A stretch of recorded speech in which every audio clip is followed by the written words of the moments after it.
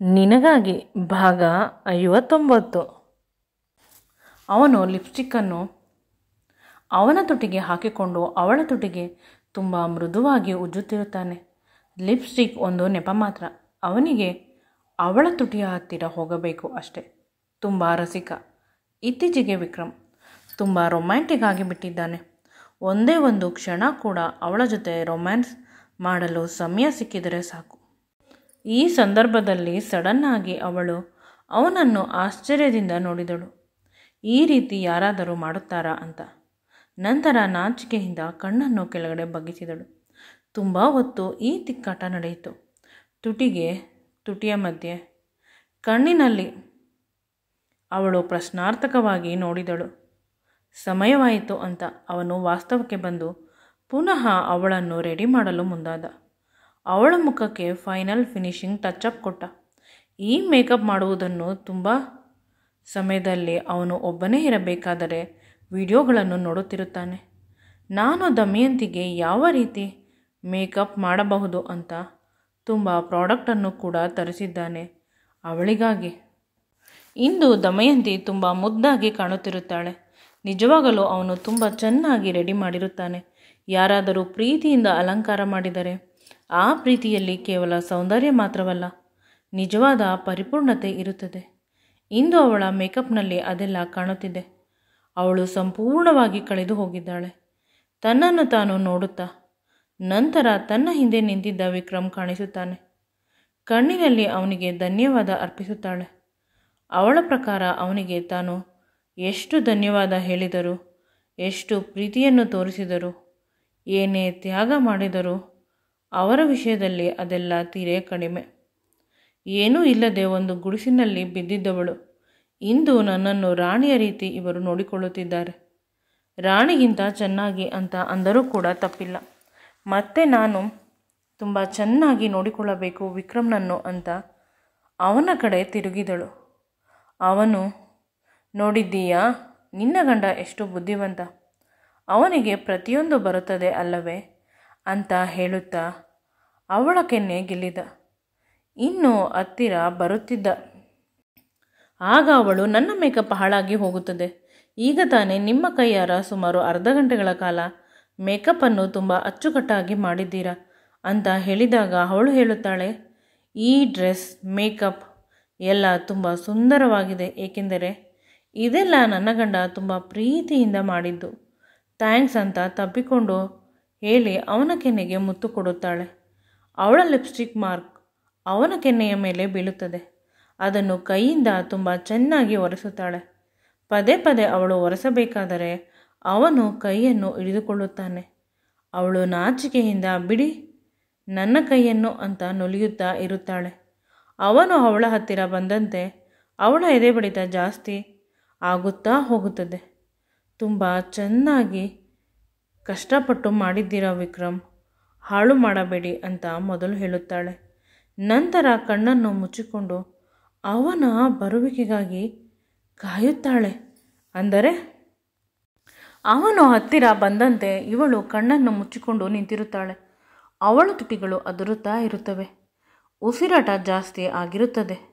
ಅವನು ಏನೂ ಮಾಡದೆ ಅವಳ ಹತ್ತಿರ ಹೋಗಿ ಅವಳ ತುಟಿಗೆ ಲೈಟಾಗಿ ಕಿಸ್ ಮಾಡಿ ಬರುತ್ತಾನೆ. ಅವಳ ಲಿಪ್ಸ್ಟಿಕ್ ಹಾಳಾಗಿ ಹೋಗುತ್ತದೆ ಅಂತ.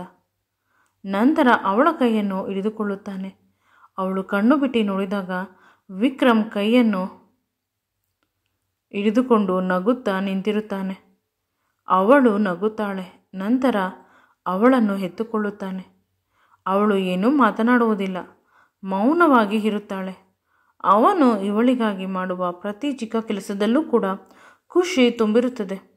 ಇಬ್ಬರಿಗೂ ಕೂಡ ಅವಳನ್ನು ಎತ್ತಿಕೊಂಡು ಅವನು ಡೆಕೋರೇಟ್ ಮಾಡಿಸಿದ್ದ ಜಾಗಕ್ಕೆ ಬರುತ್ತಾನೆ. ಇಂದು ಮದುವೆಯಾದ ಮೇಲೆ ಇವರ ಮೊದಲ ಹೊಸ ವರ್ಷ ಆಗಿದ್ದರಿಂದ ತುಂಬ ಗ್ರ್ಯಾಂಡ್ ಆಗಿ ಮಾಡಿಸುತ್ತಿರುತ್ತಾನೆ. ಅವಳನ್ನು ಕೆಳಗೆ ಇಳಿಸಿದಾಗ ಅವಳು, ಇಲ್ಲಿಗೆ ಹೇಗೆ ಕರೆದುಕೊಂಡು ಬಂದಿದ್ದು ನೀವು? ಇದು ಬೇರೆಯವರಿಗೆ ರೆಡಿ ಮಾಡಿಸಿರುವ ಜಾಗ ಇರಬಹುದು ಅಂದಾಗ ವಿಕ್ರಮ್ ತುಂಬ ಕರೆಕ್ಟಾಗಿ ನೀಟಾಗಿ ನೋಡು ಅಂತ ಹೇಳುತ್ತಾನೆ. ಅವಳು ದಿಟ್ಟಿಸಿ ನೋಡಿ ಅದರಲ್ಲಿ ತನ್ನ ಹೆಸರು ಇದ್ದುದನ್ನು ನೋಡಿ ಆಶ್ಚರ್ಯವಾಗುತ್ತದೆ. ಹೊಸ ವರ್ಷದ ಶುಭಾಶಯಗಳು ನನ್ನ ಪ್ರೀತಿಯ ದಮಯಂತಿಗೆ. ಪ್ರತಿದಿನವೂ ನಿನ್ನ ಬದುಕಲ್ಲಿ ಹೊಸ ವರ್ಷವಾಗಲಿ ಅಂತ ಅವನು ಹಾಕಿಸಿದ್ದ ಲೈನ್ಸ್ ನೋಡಿ ಅವಳ ಕಣ್ಣುಗಳಲ್ಲಿ ಕಣ್ಣೀರು ಬರುತ್ತದೆ. ಇಷ್ಟೊಂದು ಪ್ರೀತಿಯನ್ನು ಅರಗಿಸಿಕೊಳ್ಳಲು ಅವಳ ಕೈಯಲ್ಲಿ ಆಗುತ್ತಿಲ್ಲ. ವಿಕ್ರಮನ್ನು ಗಟ್ಟಿಯಾಗಿ ತಬ್ಬಿಕೊಳ್ಳುತ್ತಾಳೆ. ಥ್ಯಾಂಕ್ಸ್, ನೀವು ನನಗೆ ಇಷ್ಟೊಂದು ಮಾಡಿದ್ದೀರಾ, ಅದರ ಯೋಗ್ಯತೆ ನನಗೆ ಇಲ್ಲವೇನೋ ಅಂತ ಅಳುತ್ತಿರುತ್ತಾಳೆ. ಅದನ್ನೆಲ್ಲ ಈಗ ಏಕೆ ಮಾತನಾಡುತ್ತೀಯಾ? ಈ ಸಮಯವನ್ನು ಇಬ್ಬರು ಎಂಜಾಯ್ ಮಾಡೋಣ. ಎಲ್ಲರೂ ಪಾರ್ಟಿ ಅಂತ ತಿರುಗುತ್ತಿರುತ್ತಾರೆ, ಆದರೆ ನಾನು ನನ್ನ ಸುಂದರವಾದ ಹೆಂಡತಿಯ ಜೊತೆ ಈ ದಿನವನ್ನು ಕಳೆಯಬೇಕು ಅಂತ ಅಂದುಕೊಳ್ಳುತ್ತೇನೆ. ಸಹಕರಿಸುತ್ತೀಯಾ ಅಂತ ಕೇಳುತ್ತಾನೆ. ಅವಳು ನಗುತ್ತಾ ಹೌದು ಅಂತ ತಲೆ ಅಲ್ಲಾಡಿಸುತ್ತಾಳೆ. ಇದನ್ನೆಲ್ಲ ಯಾವಾಗ ನೀವು ಮಾಡಿದಿರಿ ಅಂತ ಕೇಳಿದಾಗ, ನಿನ್ನ ಜೊತೆ ಇದ್ದು ಇದನ್ನೆಲ್ಲ ಮಾಡಿಸಿದ್ದು. ಇತ್ತೀಚೆಗೆ ನೀನು ತುಂಬ ಯೋಚಿಸುತ್ತಿರುತ್ತೀಯ, ಅದನ್ನೆಲ್ಲ ಬಿಟ್ಟು ಬಿಡು. ಈ ದಿನದಿಂದಲಾದರೂ ನಾವು ಹೊಸ ಬದುಕನ್ನು ಕಟ್ಟಿಕೊಳ್ಳೋಣ ಅಂತ ಹೇಳುತ್ತಾನೆ.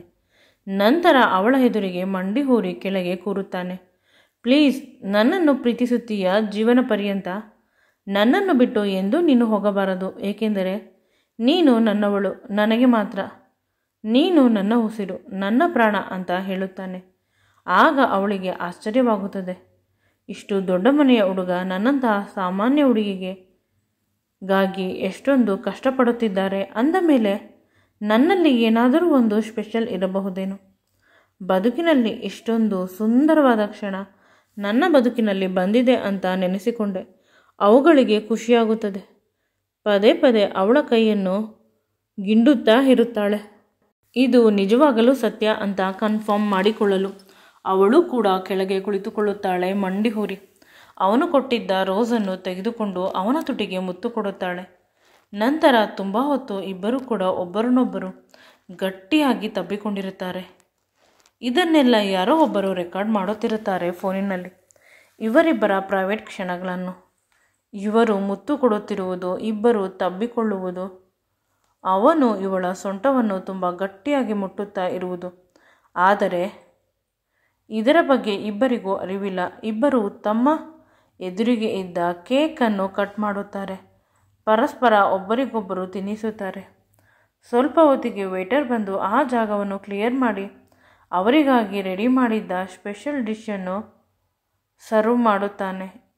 ಇದೆಲ್ಲ ಕನಸು, ಸ್ವರ್ಗದಲ್ಲಿ ನಡೆಯುತ್ತದೆ ಅಂತ ದಮಯಂತಿಗೆ ಅನಿಸುತ್ತಾ ಇರುತ್ತದೆ.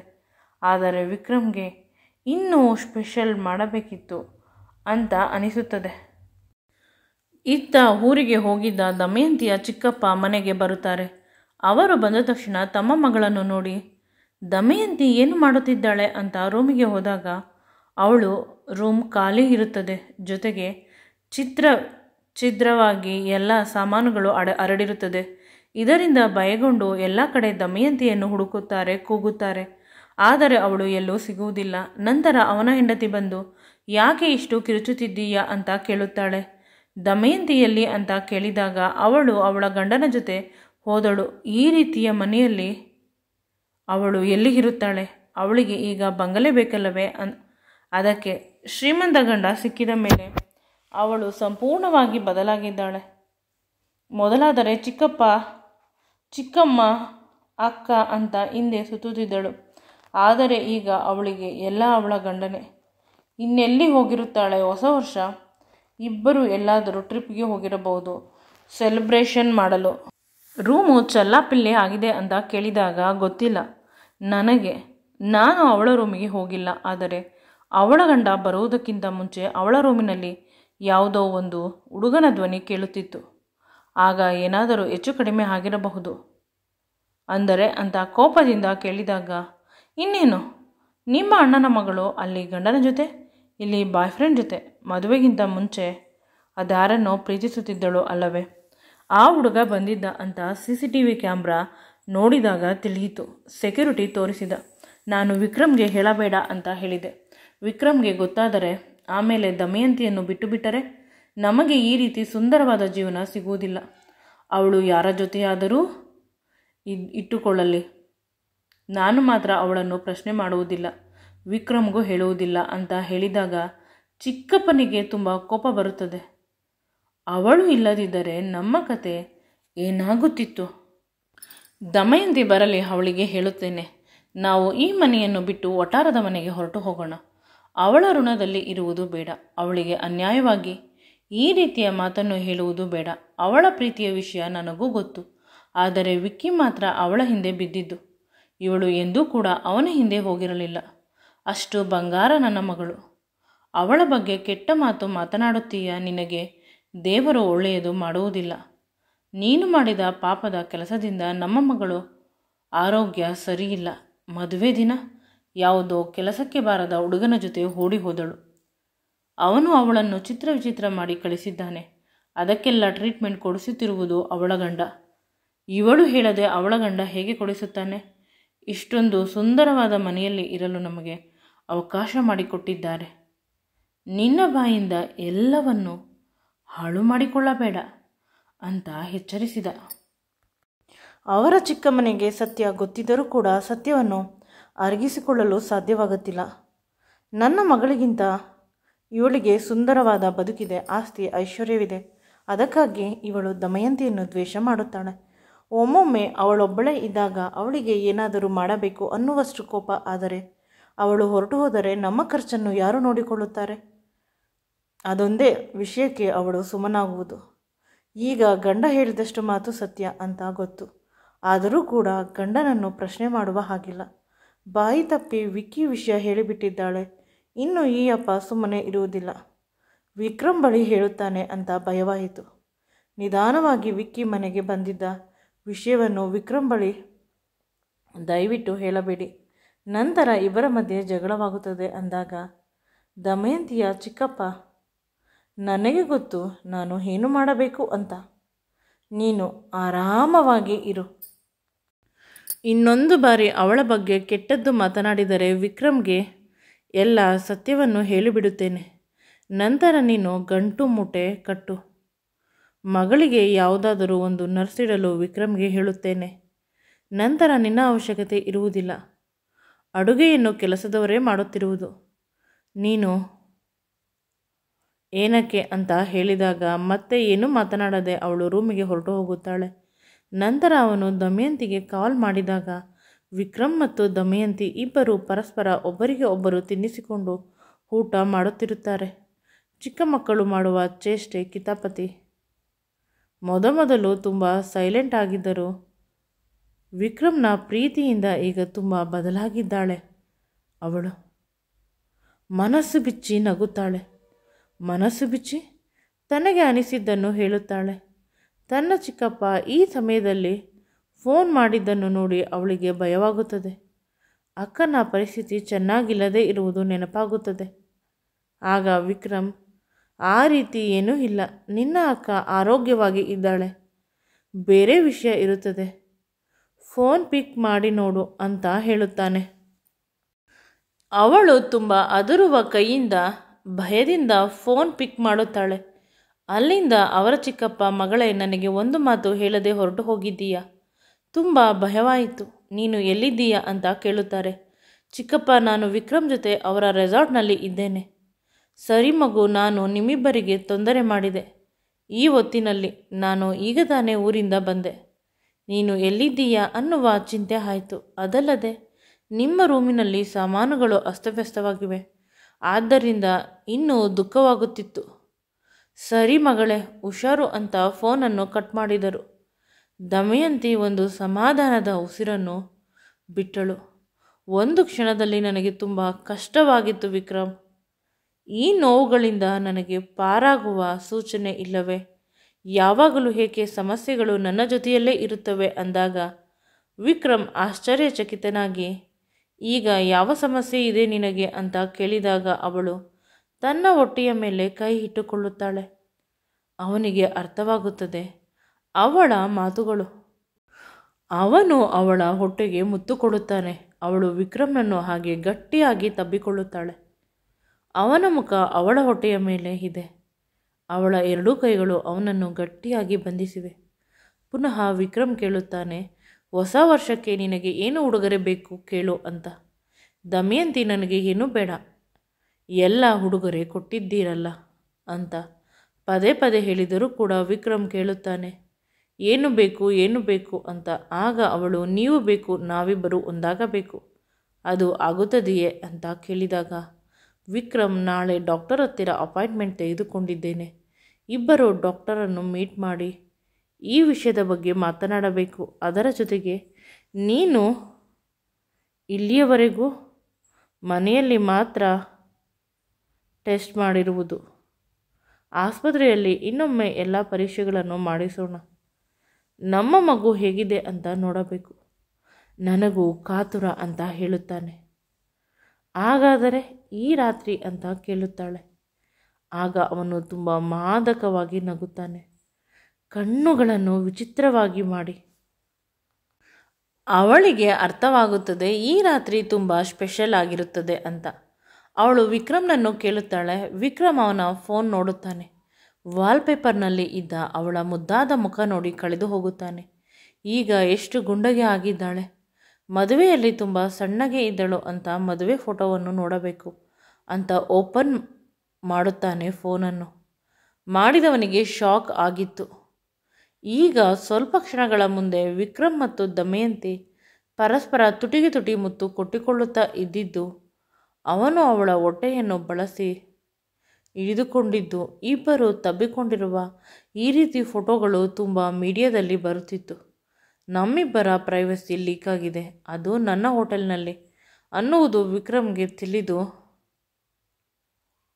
ಇದನ್ನೆಲ್ಲ ಯಾರು ಮಾಡಿದ್ದಾರೆ ಅನ್ನುವುದನ್ನು ತಿಳಿಯಲು ಪ್ರಯತ್ನಿಸಿದ. ನಂತರ ದಮಯಂತಿಯನ್ನು ರೂಮಿಗೆ ಕಳಿಸಿ ಇವನು ಗಿರಿಗೆ ಫೋನ್ ಮಾಡಿದ. ಗಿರಿ, ನಮ್ಮಿಬ್ಬರ ಫೋಟೋಸ್ ಬಂದಿದೆ, ನಮ್ಮ ರೆಸಾರ್ಟಿಂದ ಲೀಕ್ ಆಗಿದೆ ಅಂದಾಗ ಗಿರಿ ಕೋಪಗೊಂಡು ಹೇಳುತ್ತಾನೆ, ಇದು ಹೊಸದೇನೂ ಅಲ್ಲ, ಹಳೆ ವಿಷಯ. ಏಕೆಂದರೆ ನಿನ್ನ ರೆಸಾರ್ಟ್ನಲ್ಲಿ ಇರುವ ಮ್ಯಾನೇಜರ್ ಸರಿ ಇಲ್ಲ, ಸ್ವಲ್ಪ ದುಡ್ಡು ಕೊಡುತ್ತಾರೆ ಅಂದರೆ ಸಾಕು, ಇನ್ನು ರೆಸಾರ್ಟ್ನ ಎಲ್ಲ ವಿಷಯಗಳನ್ನು ಹೊರಗೆ ಹಾಕುತ್ತಾರೆ. ಒಂದೆರಡು ಬಾರಿ ಈ ಸಮಸ್ಯೆ ಆಗಿದ್ದಾಗ ನಾನು ಕೆಲವು ಹುಡುಗರನ್ನು ಬಿಟ್ಟಿದ್ದೆ, ಈ ವಿಷಯವನ್ನು ಯಾರು ಹೊರಬಿಡುತ್ತಿರುವುದು ಅಂತ. ಅದರಿಂದ ತುಂಬ ಈಸಿಯಾಗಿ ತಿಳಿಯಿತು ಇದೆಲ್ಲ ಮಾಡುತ್ತಿರುವುದು ನಿನ್ನ ಮ್ಯಾನೇಜರ್. ಮೊನ್ನೆ ನಾನು ಹೇಳಿದಾಗ ನೀನು ನಂಬಲಿಲ್ಲ. ಈಗ ನಿನ್ನ ಬುಡಕ್ಕೆ ಬಂದಿರುವುದರಿಂದ ತುಂಬ ಬಾಧೆಯಿಂದ ಕೇಳುತ್ತಿದ್ದೀಯ. ನಿನ್ನ ಫೋಟೋ ಲೀಕ್ ಆಯಿತು, ಅದರಿಂದ ನನಗೆ ಯಾವುದೇ ಸಮಸ್ಯೆ ಇಲ್ಲ. ಆದರೆ ದಮಯಂತಿಯ ಫೋಟೋ ಒಂದೇ ಒಂದು ಕೂಡ ಬರಬಾರದು ಮೀಡಿಯಾದಲ್ಲಿ. ಯಾವ ಚಾನಲ್ ಹೇಳು ಅಂದಾಗ ಅವನು ಲಿಂಕನ್ನು ಕಳಿಸುತ್ತಾನೆ. ನೀನು ಆಯಾಗಿ ಎಂಜಾಯ್ ಮಾಡು. ನಾನು ಯಾವ ಪೇಪರಲ್ಲೂ ಬರಬಾರದು ಈ ವಿಷಯ, ಮತ್ತು ಯಾವ ಚಾನಲ್ ಈ ವಿಷಯವನ್ನು ಹಾಕಿದ್ದಾರೆ ಅವರು ಅದನ್ನೇ ಕ್ಲಿಯರ್ ಮಾಡಬೇಕು. ಹಾಗೆ ಮಾಡುತ್ತೇನೆ ಅಂತ ಫೋನ್ ಕಟ್ ಮಾಡುತ್ತಾನೆ. ಈ ಮಧ್ಯೆ ವಿಕ್ಕಿ ಯೋಚನೆ ಕೂಡ ಇವನ ತಲೆಯಲ್ಲಿ ಓಡಾಡುತ್ತಿದೆ. ವಿಕ್ಕಿ ಏಕೆ ಹೀಗೆ ಬಂದ? ನಮ್ಮ ಮಗು ದೊಡ್ಡದಾಗಿ ದಮಯಂತಿ ಇನ್ನೊಮ್ಮೆ ಪ್ರೆಗ್ನೆಂಟ್ ಆದಾಗ ಬಂದಿದ್ದರೆ ಸಾಕಿತ್ತಲ್ಲವೇ? ಇವನನ್ನು ಏನು ಮಾಡುವುದು? ಇವನ ಜೊತೆ ಬಿಸ್ನೆಸ್ ಬೇರೆ ಮಾಡುತ್ತಿದ್ದೇನೆ, ಸೈನ್ ಮಾಡಿಕೊಂಡಿದ್ದೇನೆ, ಅದನ್ನು ಕ್ಲಿಯರ್ ಮಾಡಬಾರದು ಅಂತ ಹೇಳುತ್ತಾರೆ. ಅಗ್ರಿಮೆಂಟ್ ಮುಗಿಯುವವರೆಗೂ. ಈಗ ಜೀವನ ತುಂಬ ಇಕ್ಕಟ್ಟಿಗೆ ಸಿಕ್ಕಿಹಾಕಿಕೊಂಡಿದೆ. ನಾನು ದಮಯಂತಿಯನ್ನು ನೋಡಿಕೊಳ್ಳಲ್ಲ ಅಥವಾ ಈ ವಿಷಯದ ಬಗ್ಗೆ ಕೇರ್ ಮಾಡಲ್ಲ. ಅವನಿಗೆ ಅರ್ಥವಾಗುತ್ತಿಲ್ಲ. ನಂತರ ಅವಳ ನೆನಪಾಗಿ ರೂಮಿಗೆ ಹೋದ. ಅವಳು ಇವನಿಗೆ ಕಾದು ಕಾದು ಸಾಕಾಗಿ ಮಲಗಿಬಿಟ್ಟಿದ್ದಾಳೆ. ಬಟ್ಟೆಯನ್ನು ಬದಲಾಯಿಸಿಲ್ಲ. ನನಗಾಗಿ ಕಾಯುತ್ತಾ ಇದ್ದಳೇನೋ ಅಂತ ಅವಳ ಬಳಿ ಬಂದ. ಅವಳ ಮುಖದ ಹತ್ತಿರ ತನ್ನ ಕೈಯನ್ನು ಆಡಿಸಿದ. ಇಲ್ಲ, ಅವಳು ಮಲಗಿದ್ದಾಳೆ. ಅವಳ ತುಟಿಯ ಮೇಲೆ ಇನ್ನೂ ಕೂಡ ಊಟದ ಮಸಾಲೆ ಇತ್ತು. ಊಟ ಮಾಡುವ ಮಧ್ಯದಲ್ಲಿ ಈ ವಿಷಯ ಗೊತ್ತಾಗಿದ್ದರಿಂದ ಅರ್ಧಕ್ಕೆ ಊಟ ಬಿಟ್ಟಿದ್ದಳು. ಅವನು ರೂಮಿನ ಬಾಗಿಲನ್ನು ತುಂಬ ಗಟ್ಟಿಯಾಗಿ ಹಾಕಿದ. ಅವಳ ಬಳಿ ಹೋದ. ಅವಳ ಮುಖ ತುಂಬ ಮುದ್ದಾಗಿ ಕಾಣುತ್ತಿತ್ತು. ಅವನು ಮಾಡಿದ ಮೇಕಪ್, ಅದರಿಂದ ಇನ್ನೂ ಅವಳ ಸೌಂದರ್ಯ ಹೆಚ್ಚಾಗಿತ್ತು. ಅವಳನ್ನು ಗೌನ್ ಸ್ವಲ್ಪ ಮೇಲೆ ಹೋಗಿದೆ. ಮೊದಲು ಅದನ್ನು ಸರಿ ಮಾಡಲು ಹೋದ, ಆದರೆ ಇವನ ಕೈಯಲ್ಲಿ ಆಗಲಿಲ್ಲ. ನಂತರ ಅವಳ ತುಟಿಯ ಬಳಿಯಿಂದ ಮಸಾಲೆಯನ್ನು ತೆಗೆಯಲು ತನ್ನ ತುಟಿಯನ್ನು ಬಳಸಿದ. ತನ್ನ ಬಾಯಿಂದ ಅವಳ ತುಟಿಗಳನ್ನು ಕಚ್ಚಿದ. ಮಸಾಲೆ ಇವನ ಬಾಯಿಗೆ ಬಂತು. ಆಗ ದಮಯಂತಿ ಎಚ್ಚರಗೊಂಡು ಭಯದಿಂದ ಇವನನ್ನೇ ನೋಡುತ್ತಿದ್ದಳು. ಅವಳು ಯಾವುದೋ ಸುಂದರವಾದ ಕನಸನ್ನು ಕಾಣುತ್ತಿದ್ದಳೇನೋ ಅಂತ ಅನಿಸುತ್ತದೆ. ಆದರೆ ಇವನು ಬಂದು ಡಿಸ್ಟರ್ಬ್ ಮಾಡಿದ. ಸ್ವಲ್ಪ ಕ್ಷಣಗಳು ಬೇಕಾಗಿತ್ತು ಅವಳು ತನ್ನ ಎದುರಿಗೆ ಇರುವುದು ವಿಕ್ರಮ್ ಏನೂ ಕೆಟ್ಟದು ಆಗಿಲ್ಲ ಅಂತ ಅಂದುಕೊಳ್ಳಲು. ಅವನು ಅವಳಿಗೆ ಕಣ್ಣಿನಲ್ಲೇ ಸಮಾಧಾನ ಹೇಳಿದ. ನಂತರ ಪುನಃ ಅವಳ ತುಟಿಗಳಿಗೆ ಮುತ್ತನ್ನು ಕೊಟ್ಟ. ಈ ಬಾರಿ ಅವಳು ಕೂಡ ಸಹಕರಿಸಿದಳು. ತನ್ನ ಎರಡೂ ಕೈಗಳನ್ನು ಅವನ ಕುತ್ತಿಗೆ ಬಳಸಿ ಹಿಡಿದುಕೊಂಡಿದ್ದಳು. ಅವಳ ಕೂದಲನ್ನು ಕೈಯಿಂದ ಎಳೆಯುತ್ತಿದ್ದ. ತುಂಬ ಮೃದುವಾಗಿ ಅವಳು ಕೂಡ ಅವನ ಕೂದಲಿನ ಬಳಿ ತನ್ನ ಕೈಯನ್ನು ಇಟ್ಟಾಗ ಅವನ ಮೂಡ್ ಆನ್ ಆಯಿತು. ನಂತರ ಅವನು ತನ್ನ ಎರಡೂ ಕೈಗಳಿಂದ ಅವಳ ಗೌನಿನ ಜಿಪ್ಪನ್ನು ತೆಗೆದ. ನಂತರ ಅವಳ ಬಟ್ಟೆಯನ್ನು ನಿಧಾನವಾಗಿ ತೆಗೆದು ಅವಳನ್ನು ಬೆತ್ತಲೆ ಮಾಡಿದ. ಈಗ ಅವಳ ದೇಹದ ಮೇಲೆ ಯಾವ ಬಟ್ಟೆಯೂ ಇಲ್ಲ. ಅವಳಿಗೆ ನಾಚಿಕೆಯಾಗಿ ತನ್ನ ಎರಡೂ ಕೈಗಳಿಂದ ಎದೆಗಳನ್ನು ಮುಚ್ಚಿಕೊಂಡಳು. ಆದರೂ ಕೂಡ ಅವನು ಅವಳ ಕೈಯನ್ನು ಕಿತ್ತು ಎಸೆಯಲು ಪ್ರಯತ್ನಿಸುತ್ತಿದ್ದ. ನಂತರ ಅಲ್ಲೇ ಇದ್ದ ಬೆಡ್ಶೀಟ್ನಿಂದ ತನ್ನ ದೇಹವನ್ನು ಕವರ್ ಮಾಡಿಕೊಳ್ಳಲು ಅವನು ಎಷ್ಟು ಅವಳ ಬಳಿ ಇದ್ದ ಬೆಡ್ಶೀಟನ್ನು ಕಿತ್ತು ಎಸೆಯಲು ಪ್ರಯತ್ನಿಸಿದರೂ ಕೂಡ ಅವಳು ಎಸೆಯುತ್ತಿರಲಿಲ್ಲ. ಬದಲಿಗೆ ಇನ್ನೂ ಗಟ್ಟಿ ಮಾಡಿಕೊಳ್ಳುತ್ತಿದ್ದಳು. ನಂತರ ತನ್ನ ಕೈಯಿಂದ ಅವಳು ಒಂದೊಂದಾಗಿ ಅವನ ಶರ್ಟಿನ ಬಟನನ್ನು ತೆಗೆದಳು. ಈಗ ವಿಕ್ರಮ್ ಅರೆಬೆತ್ತಲಾಗಿದ್ದಾನೆ. ಮುತ್ತುಗಳನ್ನು ಕೊಟ್ಟಳು ಅವನ ಎದೆಗೆ. ಅವನ ಎದೆಯ ಮೇಲೆ ತನ್ನ ಕೈಗಳನ್ನು ಆಡಿಸುತ್ತಿದ್ದಾಳೆ. ಪುನಃ ವಿಕ್ರಮ್ ಅವಳ ತುಟಿಗಳಿಗೆ ಮುತ್ತು ಕೊಡಲು ಆರಂಭಿಸಿದ. ಈ ವಿಡಿಯೋ ಇಷ್ಟವಾಗಿದ್ದಲ್ಲಿ ನಮ್ಮ ಚಾನಲನ್ನು ಲೈಕ್ ಮಾಡಿ, ಶೇರ್ ಮಾಡಿ ಮತ್ತು ಸಬ್ಸ್ಕ್ರೈಬ್ ಮಾಡಿ. Thank you for watching.